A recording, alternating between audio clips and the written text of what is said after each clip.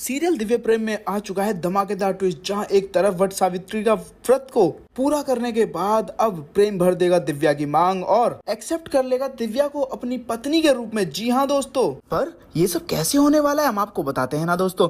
जहां एक तरफ सीरियल में आपको देखने को मिलने वाला है कि दिव्या को इशारा मिल चुका है महादेव का घर से बाहर निकलने का। जी हाँ, लक्ष्मण रेखा होती है वो पानी से धुल जाती है और रास्ता खुल जाता है दिव्या का। तो वहीं अब दिव्या आती है और सभी लोगों की जान बचाती है और तो और प्रेम की भी जान बचाती है। जहाँ प्रेम के कुर्ते में जब आग लग जाती है तो उस कुर्ते को फाड़ के फेंक देती है और महाकाल का कपड़ा उस पर उड़ा देती है। तो वहीं दूसरी तरफ आपको देखने को मिलने वाला है कि जैसे ही दिव्या को देखती है अब रूही, और जैसे ही वो दिव्या के पास जाने की कोशिश करती है उसी वक्त अब पिशाचनी रूही को आग के गोले में बीच में लपेट देती है। जहाँ पे चारों तरफ आग का गोला होता है, बीच में होती है रूही, जहाँ पर अब दिव्या जाती है और रूही को वहां से बचा के निकाल लेती है। तो वहीं अब जहाँ प्रेम की चाची से थैंक यू बोलती है और कहती है कि तुम्हारी वजह से मेरी रूही ठीक है। तो जहाँ अब पिशाचनी तो चाहती है कि किसी भी तरीके से जो पावन शक्ति है जो उसे रोक रही है कुंडल तक पहुंचने से वो बाहर आए। तो वहीं अब होता भी कुछ ऐसा ही है, जहाँ दिव्या अपना स्वर्ण मोहिनी का रूप ले लेती है। जो जैसे ही अब हमला करने की कोशिश करती है बार बार कर्ण मोहिनी उस पे,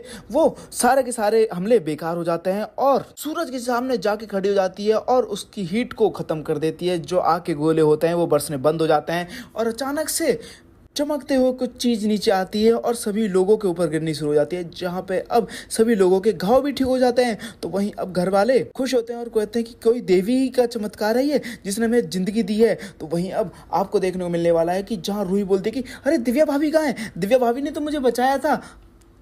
तो वहीं प्रेम बोलता है क्या दिव्या यहाँ है। तो जहां अब दिव्या को ढूंढ रहा होता है वो चारों तरफ, तो जाके देखता है कि दिव्या नीचे पड़ी हुई है। जी हाँ, जहाँ पे अब मोहिनी के रूप से बाहर आ जाती है दिव्या, मगर अपने आप को वो शीशे में देख लेती है और कहती है कि ये तो बिल्कुल वैसा ही रूप है जैसा नेत्रा चाची का था। यानी कि अब दिव्या की याददाश्त नहीं जाने वाली, दिव्या को अपना रूप याद रहने वाला है, धीरे धीरे उसकी शक्तियां भी जाग जाएंगी। तो वहीं दूसरी तरफ आपको देखने को मिलेगा कि जब बेहोश होकर गिर पड़ेगी अब दिव्या, तो पीछे से दौड़ा चलाएगा प्रेम और उसे उठाने की कोशिश करेगा और बोलेगा कि तुमने हर बार मेरी जान बचाई है दिव्या, मगर मैंने तुम्हारी जान कभी नहीं बचा पाया, मुझे माफ कर दो दिव्या, मुझे माफ कर दो। तो वहीं अब फटाफट हॉस्पिटल लेकर जाते हैं। तो जब डॉक्टर देखते हैं दिव्या की हालत, वो कहते हैं कि इनके पास तो बहुत कम वक्त है, कोई चमत्कार ही जो इन्हें बचा सकता है। तो वहीं अब प्रेम भी फूट फूट कर रोने लगता है और बोलता है कि कोई तो तरीका होगा ना, कोई तो तरीका होगा मेरी दिव्या को बचाने का। तो इतने में ही अब चाची बोल पड़ती है और कहती हैं कि आज वट सावित्री का दिन है, आज के दिन सावित्री यमराज से अपने पति के प्राण वापस ले आई थी, तू आज सत्यवान बन जा और अपनी